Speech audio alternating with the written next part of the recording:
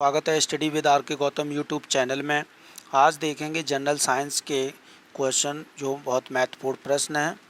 तो शुरू करते हैं। पहला क्वेश्चन है, कीटों के वैज्ञानिक अध्ययन को क्या कहा जाता है? कीटों के वैज्ञानिक अध्ययन को क्या कहा जाता है? तो ये कहा जाता है एंटोमोलॉजी। अगला प्रश्न है, रेशम कीट पालन को क्या कहते हैं? जो रेशम कीट पालन होता है उसके अध्ययन को क्या कहा जाता है? तो ये कहा जाता है सेरीकल्चर।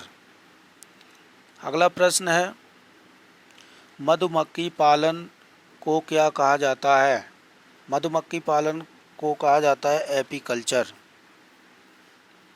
अगला प्रश्न है, फूलों फलों सब्जियों के अध्ययन को क्या कहते हैं? फूलों और फलों सब्जियों के अध्ययन को कहते हैं हॉर्टिकल्चर। हॉर्टिकल्चर कहते हैं। अगला प्रश्न है, फूलों की खेती के अध्ययन को क्या कहते हैं? तो फूलों की खेती के अध्ययन को फ्लोरिकल्चर कहा जाता है। अगला प्रश्न है,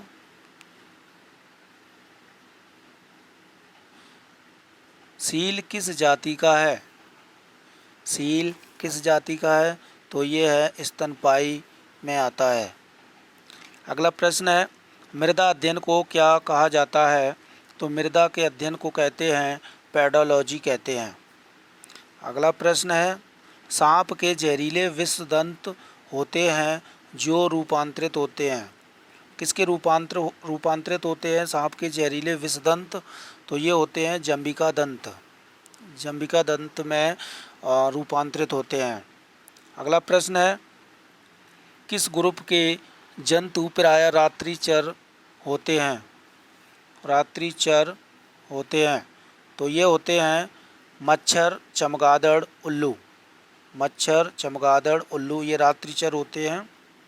अगला प्रश्न है, आलू का कौन सा भाग खाया जाता है? तो आलू का तना खाया जाता है।